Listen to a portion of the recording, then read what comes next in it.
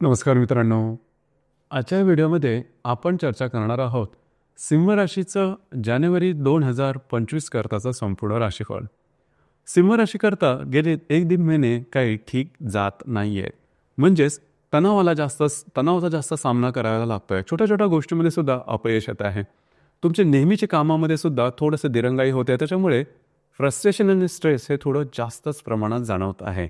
हा जो प्रकार आहे किंवा हा जो कालावधी आहे कधीपर्यंत आहे किंवा जानेवारी महिन्यामध्ये नेमकी काय परिस्थिती असेल, याचप्रमाणे तुमच्या जीवनाचे इतरही जे काही पैलू आहे ते कशा प्रकारचे असतील, सर्व संदर्भातली खुलासेवार चर्चा आपण या व्हिडिओमध्ये करणार आहोत. सुरुवातीला आपण चर्चा करू की तुमचं जे स्वास्थ्य आहे मानसिक किंवा शारीरिक हे नेमकं कशा प्रकारचं असेल.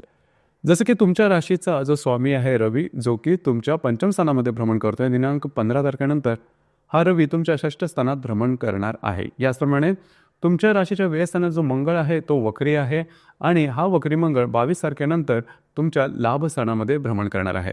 6ष्ठ स्थानाचा जो स्वामी आहे शनी, जो की तुमच्या सप्तमात भ्रमण करतो आहे एकंदरीत, आणि जो अष्टमेश आहे गुरु, जो की तुमच्या दशम स्थानामध्ये भ्रमण करतोय आणि तो वक्री आहे. एकंदरीतच सांगायचं झालं तर या संपूर्ण महिन्यामध्ये जो स्ट्रेस टेन्शन खास करून गेल्या साधारण 8 ते 10 दिवसामध्ये जवळजवळ 12-15 दिवसामध्ये जो तुम्ही बघत आहात तो या संपूर्ण महिन्यामध्ये तुम्हाला तो अनुभवास मिळणार आहे. त्याच्यामुळे थोडीशी धोक्याची घंटा आहे की या संपूर्ण महिन्यामध्ये कुठल्याही प्रकारची महत्त्वपूर्ण कामं, कमिटमेंट, प्रॉमिसेस अशा प्रकारच्या ज्या गोष्टी त्या करू नका. तुमची जी रास आहे ही रिस्क घेणं सगळ्यात पुढे असते. म्हणजे चॅलेंज देणं हे तुम्हाला खरं तर आवडतं, परंतु या महिन्यामध्ये गोष्टी थोड्याशा वेगळ्या होतील, तुमच्या विरोधात जाऊ शकतील. नशिबावर सोपवून कुठलीही गोष्ट करू नका किंवा कॉन्फिडन्समध्ये येऊन कुठलीही गोष्ट करू नका. मनस्ताप होण्याची शक्यता बऱ्याच प्रमाणात आहे. ही गोष्ट अत्यंत आवश्यक आहे आणि या गोष्टीपासून शिकणंसुद्धा खूप महत्त्वाचं आहे. कारण हा जो मंगळ ग्रह आहे, हा मंगळ ग्रह जवळजवळ 4 ते 5 महिने कर्क आणि मिथुन राशीमध्येच भ्रमण करणार आहे. दोन्ही ज्या राशी आहेत म्हणजे कर्क राशी नीच राशी आहे आणि जी मिथुन रास आहे ती शत्रू ग्रहाची रास आहे आणि या दोन्ही राशीमध्ये फिरायचं असल्या कारणामुळे तुमच्यासाठी तो जास्त स्ट्रेसफुल होणार आहे ग्रह. आणि मंगळ जो ग्रह आहे तुमच्या राशीचा राजयोगकारक ग्रहच मानला जातो आणि असा ग्रह जर का नीच राशीत किंवा शत्रू राशीत जर का भ्रमण करत असेल तर त्याचे प्रभाव परिणाम नक्कीच तुमच्यासाठी त्रासदायक होतील. तर या संदर्भात थोडीशी काळजी घेणं गरजेचं राहील. तुमचे जे व्यवहार असतील, तुमचे जे दिनचर्या असेल थोडीशी ट्रान्सपरंट ठेवा. तुमचे जे निर्णय असतील ते नीट विचारपूर्वक घ्या. ही गोष्ट महत्त्वपूर्ण राहील. स्वतःच्या भावभावनावरती नियंत्रण ठेवणं अत्यंत आवश्यक राहील. ही गोष्ट फार महत्त्वाची आहे. यानंतर आपण चर्चा करू की तुमचा आर्थिक स्तर जो आहे हा नेमका कशा प्रकारचा असेल. आर्थिक स्तराबद्दल 3 जे ग्रह आहेत ते जास्त महत्त्वपूर्ण आहे तुमच्या राशीसाठी. एक म्हणजे बुध, जो की तुमचा धनेश लाभेश आहे. दुसरा आहे गुरु, जो की तुमचा पंचमेश आणि अष्टमेश आहे. आणि तिसरा सगळ्यात महत्त्वपूर्ण ग्रह तो म्हणजे मंगळ, जो की आता आपण सांगितल्याप्रमाणे तुमच्या व्ययस्थानामध्ये आहे. बुध जो ग्रह आहे हा तुमच्या चतुर्थ, पंचम आणि षष्ठ स्थानामध्ये भ्रमण करणाऱ्यापैकी पंचम स्थानामध्ये तो बऱ्याच कालावधीसाठी राहणार आहे, जवळजवळ 5 तारखेपासून 24 तारखेपर्यंत. आणि जो गुरुग्रह आहे तो जर दशमात भ्रमण करतोय, जो की वक्री आहे. तर तुमचं जे आर्थिक स्तर आहे ते बऱ्याच प्रमाणात व्यवस्थित राहील. त्याच्याबद्दल काय काळजी करू नका. तुमची येणे सिद्धी व्यवस्थित राहील, तुमची इन्व्हेस्टमेंट व्यवस्थित राहील, इन्कम तुमचं व्यवस्थित राहील. खर्चावर थोडंसं नियंत्रण ठेवणं गरजेचं राहील. त्याचप्रमाणे सरकारी दप्तरी जर काही काम असेल तर त्याच्यामध्ये तुम्हाला कॉम्प्लिकेशन्स वगैरे जास्त प्रमाणात येते. त्याच्यामुळे अडकल्यासारखं वाटेल. त्याच्यामुळे गोष्टी तुमच्या मनासारख्या होणार नाहीत. कागदोपत्री व्यवहारामध्ये प्रॉब्लेम, कॉम्प्लिकेशन्स ह्या मनात जोरदार दाखवते.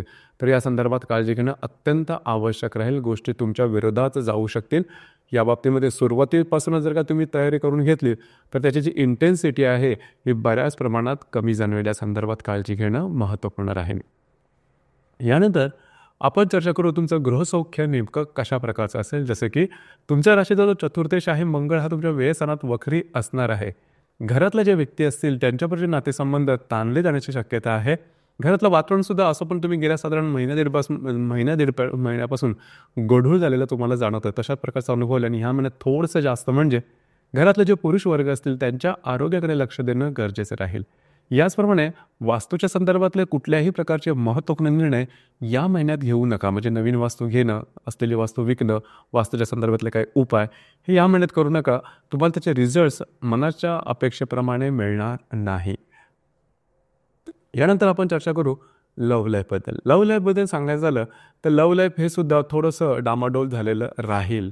जर तुम्ही कोणाच्या रिलेशनशिपमध्ये असाल तर वादविवाद होणं किंवा डिफरन्स ऑफ ओपिनियन अशा प्रकारचे काही गोष्टी दिसल्या नाही तर टोकाच्या सुद्धा होऊ शकेल. कारण हा जो कालावधी आहे म्हणजे तुमच्यामध्ये म्हणजे तुम्ही जर का रिलेशनशिपमध्ये असाल तर ते जे प्रॉब्लेम कॉम्प्लिकेशन आहेत हे गेल्या साधारण डिसेंबरमध्ये सुद्धा बघितलं असेल तुम्ही.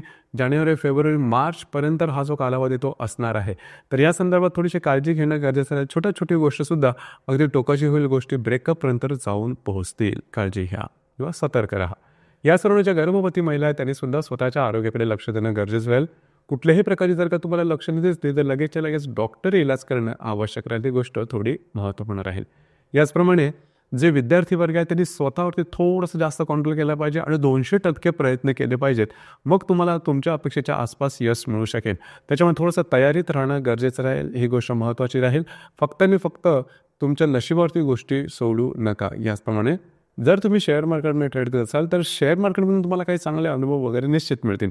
शॉर्ट टर्ममध्ये जर का ट्रेडिंग केली असेल तरीसुद्धा तुम्हाला त्या काही चांगले अनुभव या महिन्यामध्ये व्यवस्थितपणे मिळू शकते.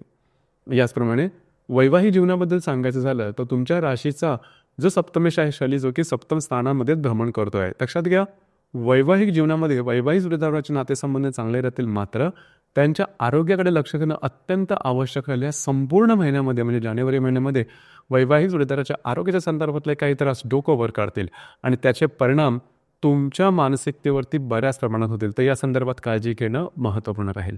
जे तुमचं कार्यक्षेत्र असेल त्या संदर्भात तशी काय काळजी करू नका. फार काय मोठे प्रॉब्लेम येणार नाहीत. थोडेफार ज्याला आपण म्हणतो वरवरचे जे त्रास असतील ते दिसेल परंतु त्याच्या अनुभवावरून कुठल्याही प्रकारचे मोठे निर्णय घेऊ नका. उलट पक्षी फेब्रुवारीपासून तुम्हाला जे तुमचं कार्यक्षेत्र असेल त्या संदर्भातले काही चांगले संधीसुद्धा मिळू शकतील.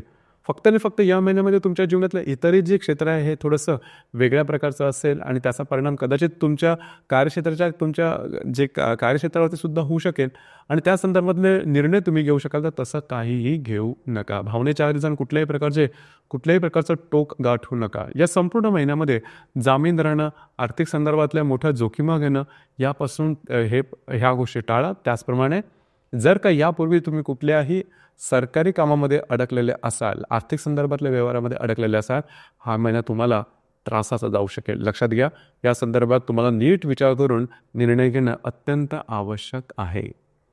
याचप्रमाणे या महिन्याची जी 23 तारीख आहे ती थोडीशी महत्त्वाची आहे. 23 तारखेला तुमच्या लाभातला जो वक्री मंगळ आहे हा तुमच्या पंचमातल्या बुधाबरोबर प्रतियोग करणार आहे. आता हा जो प्रतियोग आहे थोडासा महत्त्वपूर्ण राहील. खास करून जे तुमचं जर तुम्ही शेअर मार्केटमध्ये ट्रेड करत असाल त्या ठिकाणी काळजी घेणं गरजेचं आहे. खास करून शॉर्ट टर्ममध्ये. याचप्रमाणे ज्या गर्भवती महिला आहेत त्यांनी स्वतःच्या आरोग्याकडे लक्ष देणं गरजेचं राहील. जर तुम्ही कोणाच्या रिलेशनशिपमध्ये असाल तर ते छोटी गोष्टसुद्धा फार मोठी होईल किंवा त्याचा भडका खूप मोठा उडेल आणि गोष्टी टोकापर्यंत जाऊ शकतील. या संदर्भात काळजी घ्या. याचप्रमाणे या महिन्याच्या 25 तारखेला मंगळ आणि शुक्राचा जो त्रिकोण योग होणार आहे तुमच्या सप्तम आणि लाभ स्थानावरून. हा जो त्रिकोण योग आहे हा त्रिकोण शुभफलदायी राहील. खास करून वैवाहिक जोडीदाराचे नातेसंबंध अतिशय चांगले राहतील, स्मूथ राहतील. वैवाहिक जोडीदाराबरोबर कुठे बाहेर फिरला जाण्याचा योग सुद्धा संभवत आणि या दरम्यान तुम्हाला काही चांगले उत्तम लाभ मिळतील. याचप्रमाणे या महिन्यातली जी पौर्णिमा आहे ती 13 तारखेला आहे आणि जी अमावास्या आहे ती 29 तारखेला आहे. तर साधारण पौर्णिमा आणि अमावास्या या दरम्यान रविचंद्राचं आकर्षण थोडं जास्त असेल. तुमच्या राशीचा जो स्वामी आहे तोच रवी आहे. तर त्यामुळे तुमच्या राशीवरती पौर्णिमा आणि अमावास्याचे जे इफेक्ट असतात, परिणाम असतात ते जाणवणे इतपत असतात. तर या महिन्याच्या साधारण 13 आणि 29 तारखेला कुठल्याही प्रकारचे महत्त्वपूर्ण निर्णय किंवा कोणाला कमिटमेंट, प्रॉमिसेस यापासून लांब राहा. विवादापासून खास करून लांब राहणं अत्यंत आवश्यक राहील. तर मित्रांनो हे होतं सिंह राशीचं जानेवारी 2025 करताचं संपूर्ण राशीफळ. धन्यवाद.